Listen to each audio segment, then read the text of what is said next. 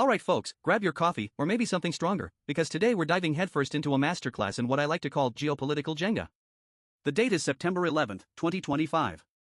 A poignant date, but the only towers we're worried about collapsing today are the fragile pillars of the global economic order.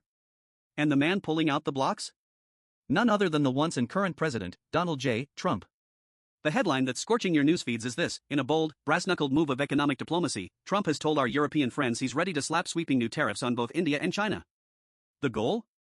To strong-arm them into dropping their Russian business so that Vladimir Putin, feeling the pinch, finally sits down to talk peace with Ukraine. The catch? The US will only pull the trigger if the EU pulls it with them.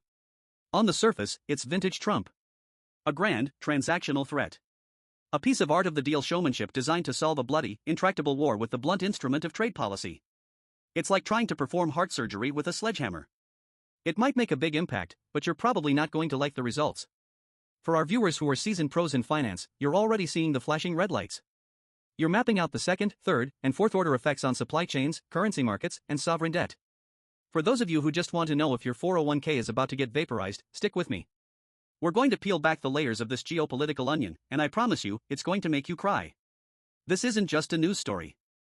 This is a case study in the weaponization of economic interdependence, a high-stakes poker game where the chips are global stability, and the players seem to be reading from entirely different rulebooks. Let's break down this beautiful, chaotic mess, from point to surface. The central premise of this tariff threat is simple game theory: create a united front of Western economic power, the US and EU, to inflict so much pain on Russia's economic enablers, China and India, that they are forced to abandon Moscow. This, in turn, is supposed to starve Putin's war machine and bring him to the negotiating table. It's a neat, linear theory. It looks great on a whiteboard in a Washington, D.C. think tank. But in the real world of 2025, it's a fantasy built on three dangerously flawed assumptions. Flawed assumption number 1, the EU is a monolith. Trump's proposition, "I'll jump if you jump," is a classic attempt to solve the EU's crippling unanimity problem. The bloc requires all 27 member states to agree on major sanctions. As the source material notes, nations like Hungary have consistently played the role of spoiler, protecting their own interests, often with a friendly nod towards Moscow. Let's put some hard numbers on this. In 2024, despite all the political rhetoric, total EU trade with China was still north of 800 billion euros. For Germany, the EU's economic engine, China remains a top 3 trading partner. The German automotive industry, from Volkswagen to BMW, sold nearly 4 million vehicles in China last year. The idea that Berlin would willingly commit economic seppuku by entering a full-blown tariff war with its biggest market to solve a problem that, frankly, many in its industrial base wish would just go away, is ludicrous. This isn't just about Germany. Think of France and its luxury goods sector. LVMH doesn't want a 50% tariff war with the country that buys a third of its high-end handbags. Think of the port of Rotterdam, the gateway for Chinese goods into Europe. This proposal asks the EU to collectively shoot itself in both feet to maybe, possibly, graze Russia's little finger. It's a non-starter, and Trump knows it. This is less a serious proposal and more of a political maneuver to blame European inaction when the policy inevitably fails. Flawed assumption number 2, China and India will simply capitulate.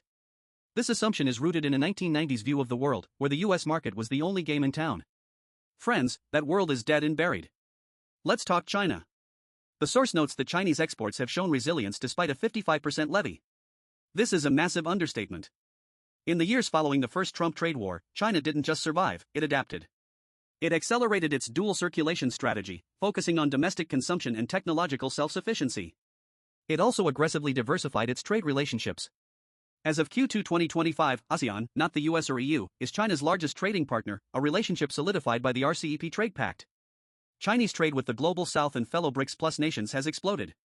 In 2024, for the first time, more than 50% of China's trade was with emerging market and developing economies. The message from Beijing is clear: we don't need you like we used to. Furthermore, China holds the trump cards in critical supply chains. The article mentions magnets.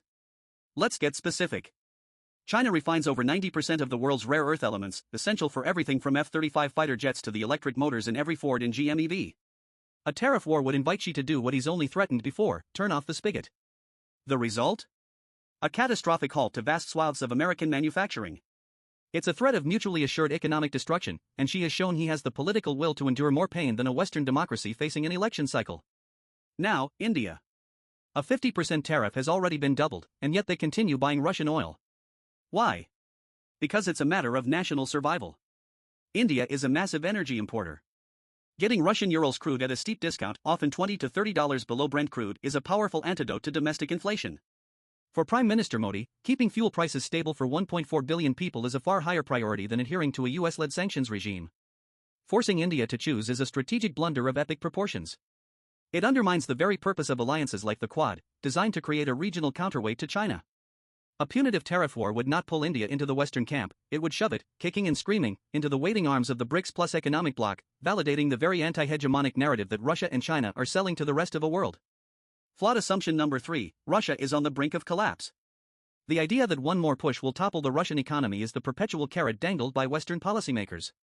Yes, the Russian economy is under increasing signs of strain. But it has not collapsed. It has rewired. By 2025, the sanction proofing of the Russian economy is a well-documented phenomenon. Let's look at the energy pivot.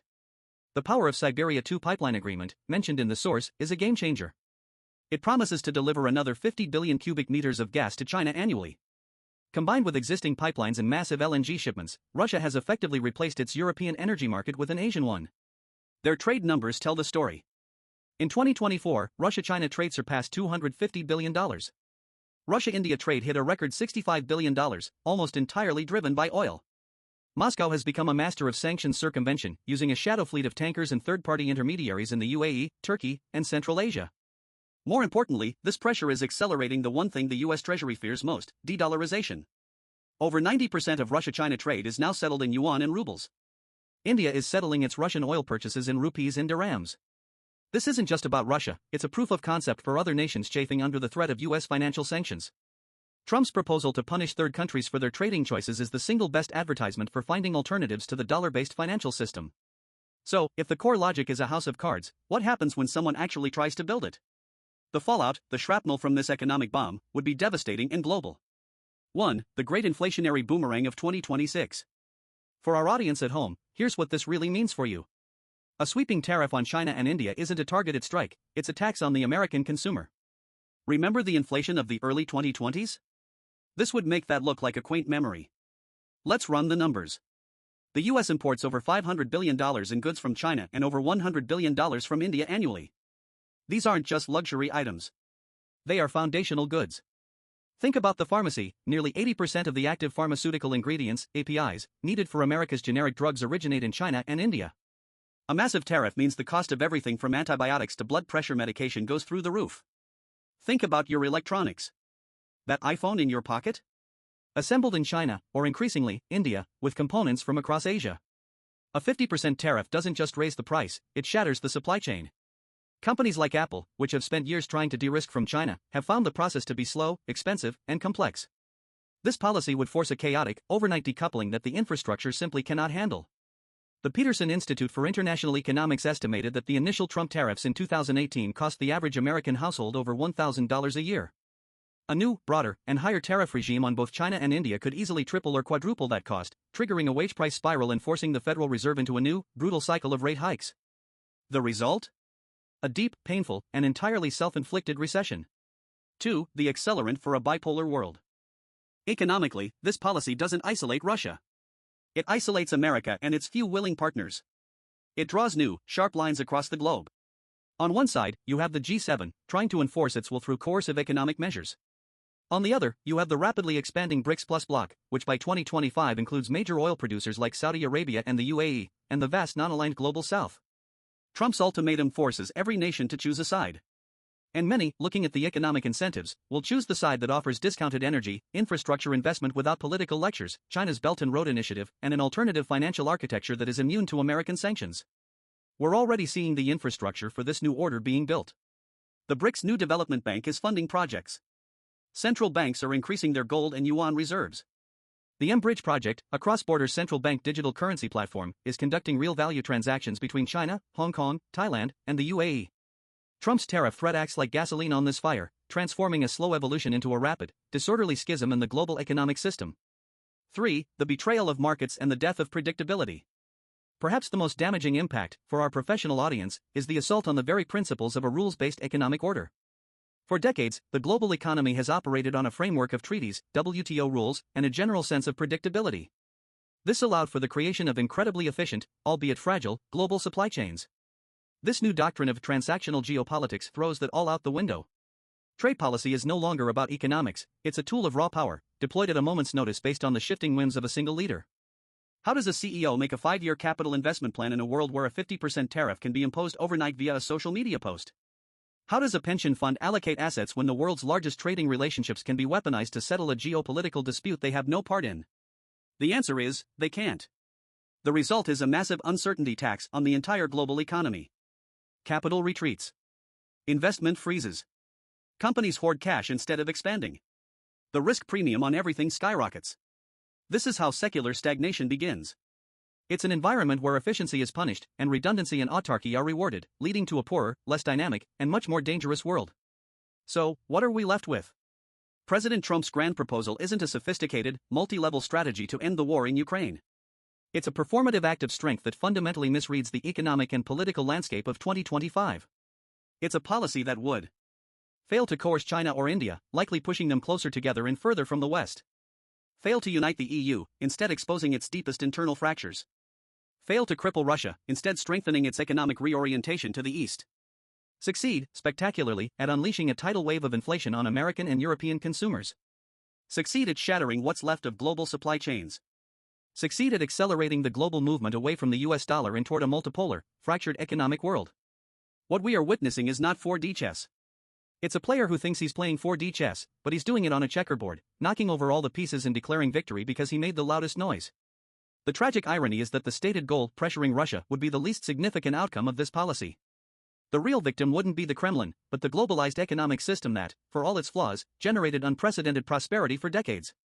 For investors, for business leaders, for everyday citizens, the message is stark: brace for impact. The age of predictable, rules-based trade is over. The era of geopolitical Jenga has begun. And when this tower comes crashing down, nobody will be exempt from the fallout. That's all the time we have.